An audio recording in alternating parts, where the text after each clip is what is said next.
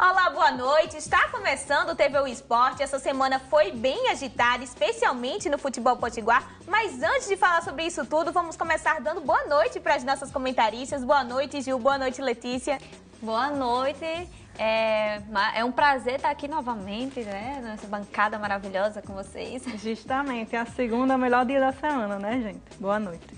Então vamos dar continuidade, porque no programa de hoje nós vamos falar sobre o Gernes, Série A do Campeonato Brasileiro, e veja também. ABC entra em campo e vence o Londrina por 3-0 e Gabriel Medina se aproxima do bicampeonato mundial. O TV O Esporte está no ar.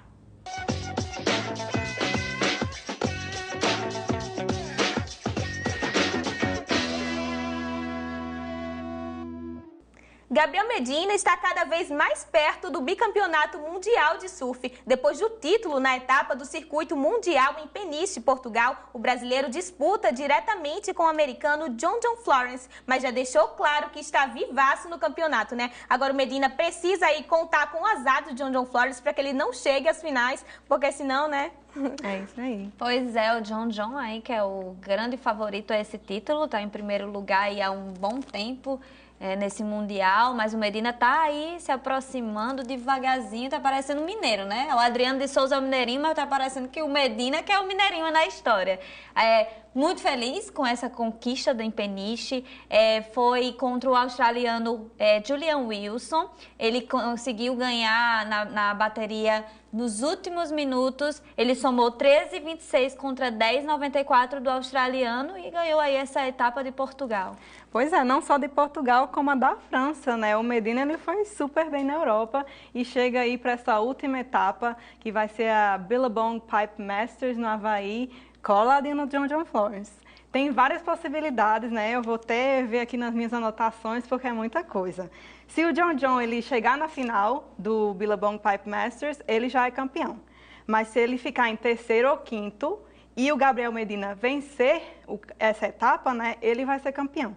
E se o John ficar em nono, o Medina precisa chegar pelo menos na final para se sagrar campeão da Liga Mundial de Surf. E o John Florence conta com um ponto a favor dele porque vai disputar a final em casa, né? Justamente, né? Ele é do Havaí, mas para animar um pouquinho os torcedores brasileiros, né, ele nunca ganhou essa etapa. Então vai ser difícil. O John, ele é um surfista muito regular também. Ele foi super regular, constante nesse campeonato, né, de 2017. Se ele não ganha, ele fica ali segundo, terceiro. Se bem que, Ju, ele ficou em quinto nessa última, né? Ficou em quinto lugar. Então pode ser que lá no Havaí ele fique em quinto e aí Medina é campeão. A nossa torcida, então, é para que John Florence fique de terceiro para lá e aí o Medina fique em primeiro e se consagre campeão, né? Agora, das águas, a gente segue para os Jogos Escolares do Rio Grande do Norte, que continuam a todo vapor. Mas antes de falar da classificação, precisamos lamentar, né, a cerimônia de abertura, que foi bem abaixo do esperado. Na cerimônia de abertura, só contamos com 9 escolas em um universo de 533 que disputam esses jogos, né, Ju? Você que já participou do Gernes pode falar com propriedade. Exato, Júlia, é uma tristeza, sabe? Porque o Gernes é uma competição que os atletas passam o ano treinando.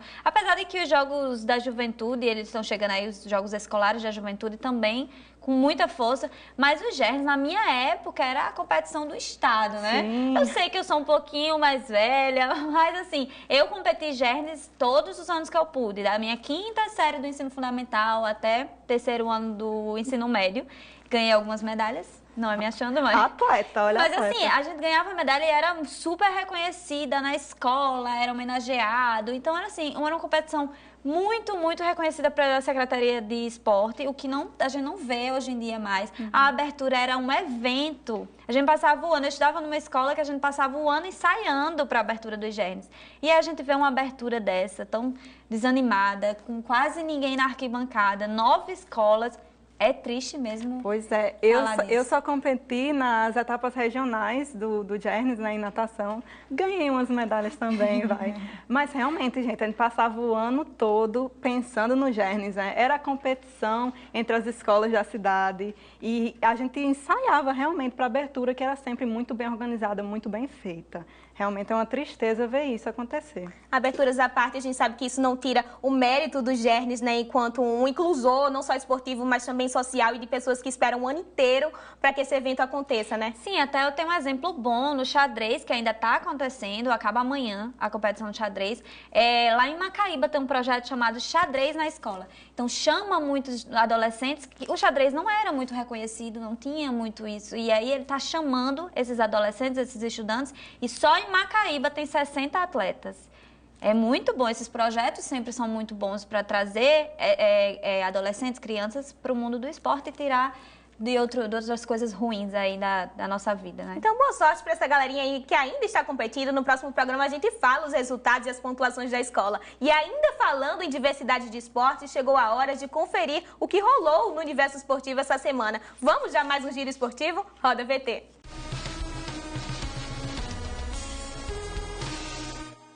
No sábado, houve o encerramento das competições do Grand Slam de Abu Dhabi, nos Emirados Árabes Unidos. E o Brasil fechou a competição de judô com um total de 7 pódios, 3 pratas e 4 bronzes. Destaque para o confronto da última quinta-feira entre a atual campeã olímpica, Rafaela Silva, e a atual campeã mundial, Sumia Dutsuri. A brasileira foi derrotada no Golden Score e ficou na segunda colocação. E também teve premiação para o Brasil no futebol. A seleção sub-17, que havia perdido para a Inglaterra na semifinal, venceu a disputa contra o Mali por 2-0 no sábado e ficou com o 3º lugar do Mundial. O goleiro brasileiro Brazão foi eleito o melhor da posição e ganhou a luva de ouro. Ele liderou a defesa menos vazada do Mundial com apenas 5 gols sofridos em 7 jogos. E neste fim de semana, a Arena Carioca 3 do Parque Olímpico recebeu as classificatórias do Brasileiro Caixa de Especialistas em Ginástica Artística. O medalhista olímpico Arthur Zanetti conquistou 2 ouros. Ele foi o primeiro colocado nas argolas e também levou a melhor no salto. Já entre as disputas femininas, o destaque foi da ginástica Fabiane Valentim, de apenas 15 anos. Ela levou o ouro na trave e no solo. Mesmo já tendo conquistado uma vaga na seleção brasileira, Fabiane só pode competir pela categoria adulta no ano que vem. Mas de uma coisa a gente tem certeza, essa nova geração promete. E ontem Hamilton sagrou-se tetracampeão na Fórmula 1. Mesmo fechando em 9ª colocação no Grande Prêmio do México, o inglês levou o título. Na prova, Max Verstappen largou em segundo e levou a primeira bandeirada. Foi a 2ª vitória do holandês na temporada e a 3ª na carreira. E na 2ª rodada do Campeonato Potiguar da 2ª Divisão, no sábado o Atlético Potiguar venceu o Mossoró Esporte Clube por 2-1.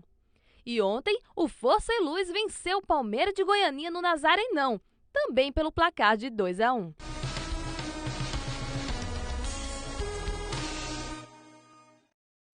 E agora a gente vai para a Série A do Brasileirão, que foi bem movimentada neste final de semana. O São Paulo conseguiu se afastar um pouco mais da zona de rebaixamento e o Corinthians vacilou, perdeu para a Ponte Preta e deu chance para o Palmeiras se aproximar da liderança, né? O Corinthians está aí perdendo um dos títulos mais ganhos do ano.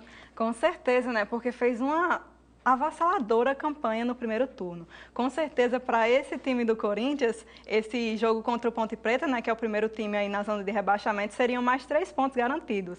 Mas eu acho que as pessoas falavam assim sobre queda de rendimento, sim, do Corinthians, porque não tinha como se sustentar, né? Mas eu acho que ninguém imaginou uma queda tão grande. O Corinthians é o time que faz a 17ª campanha do retorno.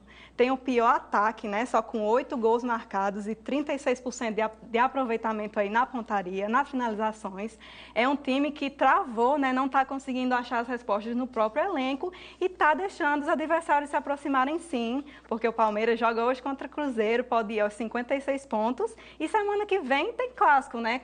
Corinthians e Palmeiras. Eu falo para todo mundo assistir esse jogo, porque vai ser super determinante aí na briga pelo Brasileirão. E se o Palmeiras ganhar esse jogo do clássico, vai empatar o número de pontos e aí é que o Corinthians vai ter que lutar muito para ganhar esse título. Já não depende só do Corinthians, né? Inclusive o Corinthians, só pra gente entender esse lance do primeiro turno, segundo turno, o Corinthians tem 40 gols, né, no campeonato e apenas 8 gols foram marcados no segundo turno, né? Esse aproveitamento equivale a 33,33% e o único clube inferior a esse aproveitamento do Corinthians é o Atlético Goianiense, que a gente sabe que tá lá na lanterna do campeonato, né? Mas assim, em contrapartida, o São Paulo é um time que fez uma campanha melhor nesse segundo turno, venceu de 2-1, né, Letícia? Pois é, eu falei com os meus amigos assim que eu acho que o São Paulo deve jogar sempre no Pacaembu, porque tá 100% lá, né? Conseguiu essa vitória contra o Santos, né? Mais um clássico aí paulista, que resultou, inclusive, na demissão do técnico Levi Coupe, para a alegria da torcida santista, com certeza, porque eles não estavam aprovando muito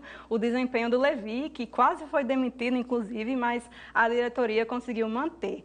Eu acho assim que o São Paulo tem tudo para poder se safar, aí está 5 pontos agora fora da zona de rebaixamento, mas é um time também que ainda não está muito regular, não está muito constante, as pessoas ainda estão em dúvida aí se esse time do Dorival está convencendo, porque tem jogo realmente que eles vão super bem e outros que mesmo quando ganham não conseguem convencer, mas eu, se fosse apostar hoje, eu diria que o São Paulo consegue se safar sim.